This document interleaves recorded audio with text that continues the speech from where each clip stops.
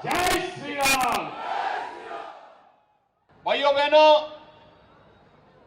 यहां के municipal corporation के इलेक्शन में मुझे आने का अवसर प्राप्त हुआ था और मैं आभारी हूं कि आप सबने भारतीय जनता पार्टी के अकेले एलबी नगर असेंबली कॉन्स्टिट्यूंसी में 11 पार्षद चुनाव जिता करके भेजे। ये 11 कॉर्पोरेटर आज भारतीय जनता पार्टी की ताकत बन करके यहां के म्युनिसिपल कॉर्पोरेशन में आपकी आवाज बने हैं। भाइयों बहनों, इस हैदराबाद को भाग्य नगर बना करके तेलंगाना की भाग्य लक्ष्मी का केंद्र बनाने के उद्देश्य से भारतीय जनता पार्टी इस चुनावी समर में आपके बीच में उतरी है। हम सब जानते हैं कि जिन उद्देश्यों के लिए तेलंगाना राज्य का गठन हुआ था, बीआरएस की, केसीआर की सरकार ने उन सभी सपनों को चकनाचूर कर दिया है। भाइयों बहनों, तेलंगाना में प्रकृति और परमात्मा के सीम कृपा है। यहां के अन्नदाता मेहनती किसान, यहां का ऊर्जावान नौजवान, ये सब कुछ होने के बावजूद आज हताश है, निराश है, क्योंकि शासन की योजना का लाभ यहां के नौजवानों को, यहां के अन्नदाता किसानों को नहीं मिल पा रहा है। भाइयों बहनों, जो तेलंगाना राज्य कभी रेवेन्यू सरप्लस राज्य हुआ करता था, आज वह राज्य नौजवानों के भविष्य के साथ खिलवाड़ करते हुए उनके पेपर लीक करने का राज्य हो गया है। Telangana state public service commission के पेपर लीक हो रहे हैं। नौजवान अपने को ठगा महसूस कर रहा है। भाइयों बहनों, एक और शासन की योजनाओं का बंदरबाट, डेवलपमेंट की योजनाओं का ठप होना, परिवारवाद, भ्रष्टाचार और अराजकता की पराकाष्ठा को छूता हुआ तेलंगाना अराजकता की ओर बढ़ रहा है, तो दूसरी ओर यहां की सरकार के द्वारा अनुसूचित जाति, अनुसूचित जनजाति और पिछड़ी जाति के लोगों के हकों पर डकैती डालते हुए मुस्लिम आरक्षण का घोषित करना, यह यहां के हकों पे डकैती डालने जैसा है। भाइयों बहनों, मुस्लिम आरक्षण संविधान विरोधी है, संविधान की मूल भावनाओं के विरुद्ध है। ये बाबा साहब डॉक्टर भीमराव अंबेडकर का अपमान है। और ये बात मैं आज इसलिए कह रहा हूं, आज 26 नवंबर है। आज ही के दिन बाबा साहब भीमराव अंबेडकर ने भारत का संविधान निर्माण करके तैयार किया था।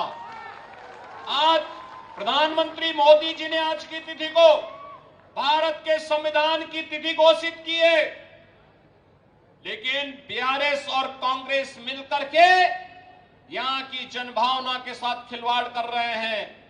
भाइयों बहनों, कांग्रेस ने पहले शोषण किया और कांग्रेस के बाद जब तेलंगाना राज्य बना तो बीआरएस ने यहां की भावनाओं के साथ खिलवाड़ करके तेलंगाना के लोगों को पूरी तरह उपेक्षित कर दिया है।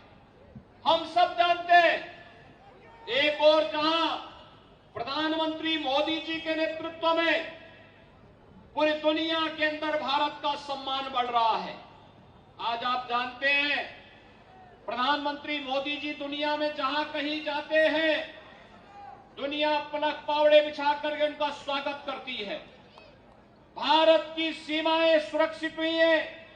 याद करिए, आज ही के दिन कांग्रेस नेतृत्व नेतृत्व की सरकार जब दिल्ली में थी, तब मुंबई में आतंकी हमला हुआ था।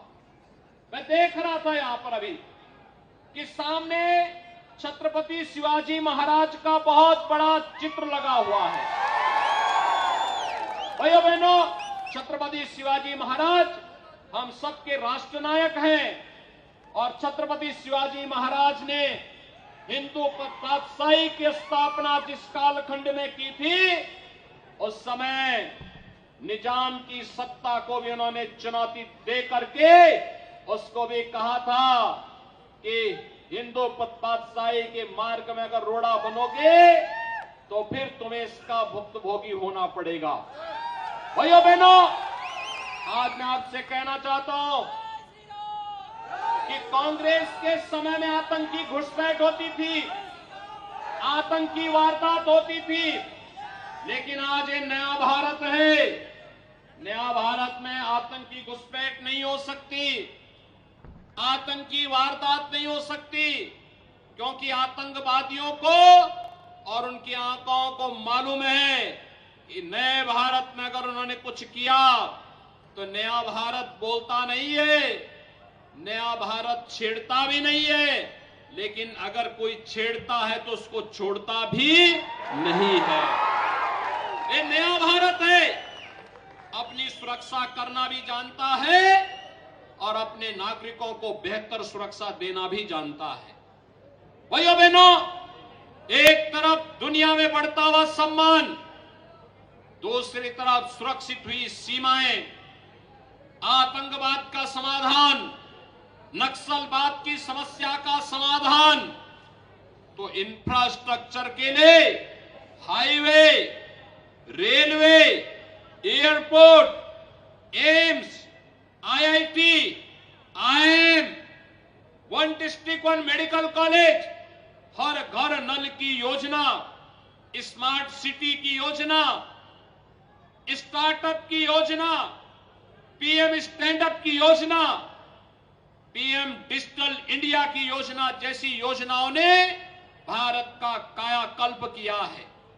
भाइयों बहनों, इंफ्रास्ट्रक्चर की बड़ी बड़ी योजनाओं के साथ गरीब कल्याणकारी योजनाओं का लाभ हर नौजवान को, हर गरीब को कैसे मिलना चाहिए, ये किसी से छुपा हुआ नहीं।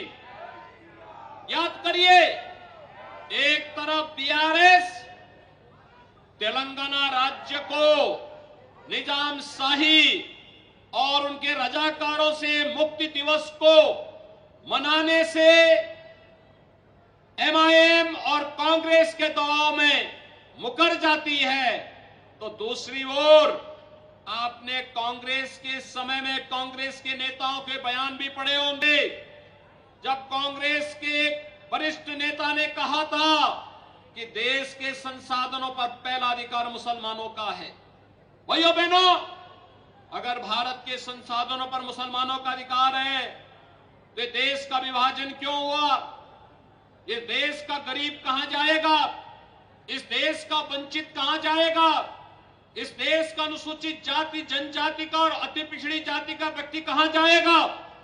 और इसीलिए प्रधानमंत्री मोदी जी ने 2014 में कहा था कि देश के संसाधनों पर पहला अधिकार गांव का है, गरीब का है, किसान का है, नौजवान का है, महिलाओं का है।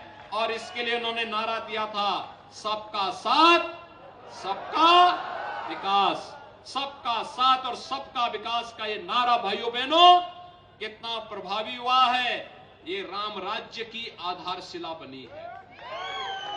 भाइयों बहनों, मैं आपसे पूछना चाहता हूं, अगर कांग्रेस की सरकार होती तो क्या अयोध्या में राम मंदिर का निर्माण हो गया होता? क्या कांग्रेस से कार्य कर पाती?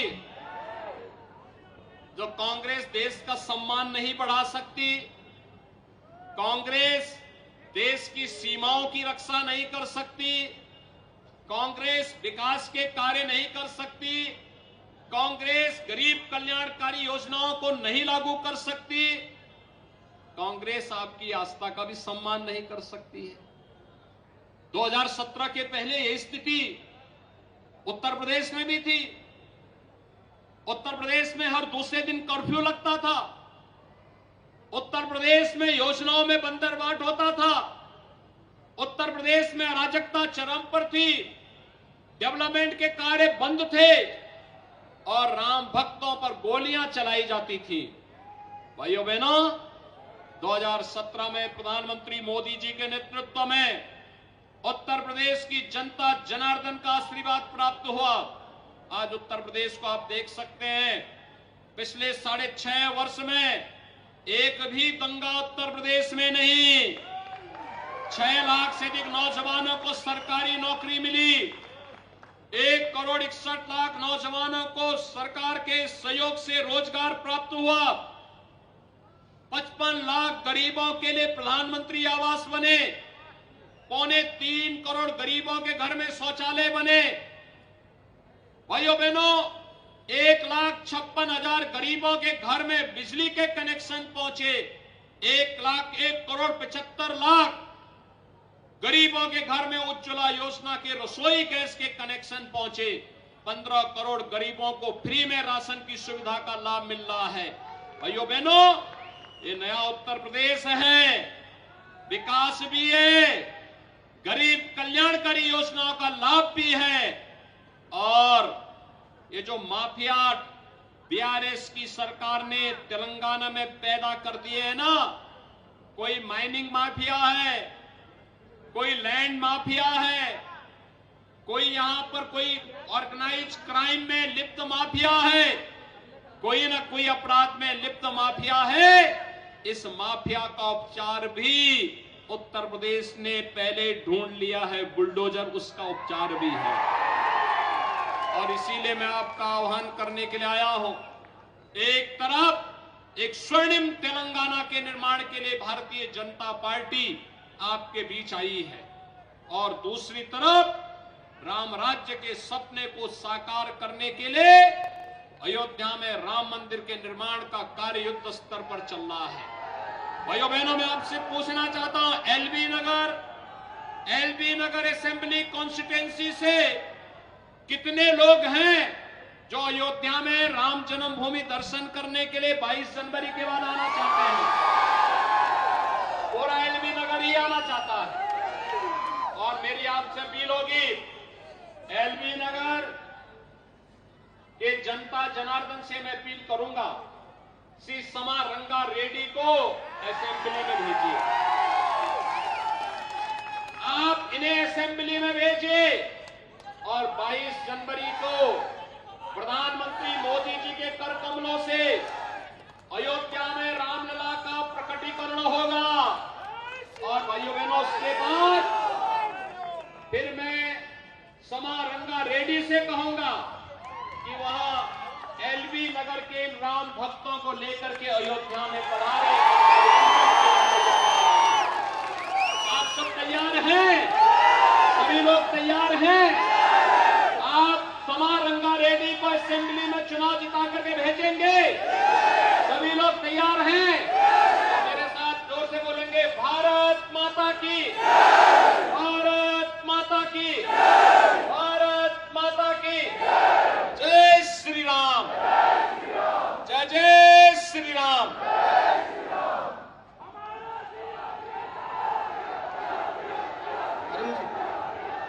अरुण अग्रवाल जी शाल से सम्मान कर रहे हैं।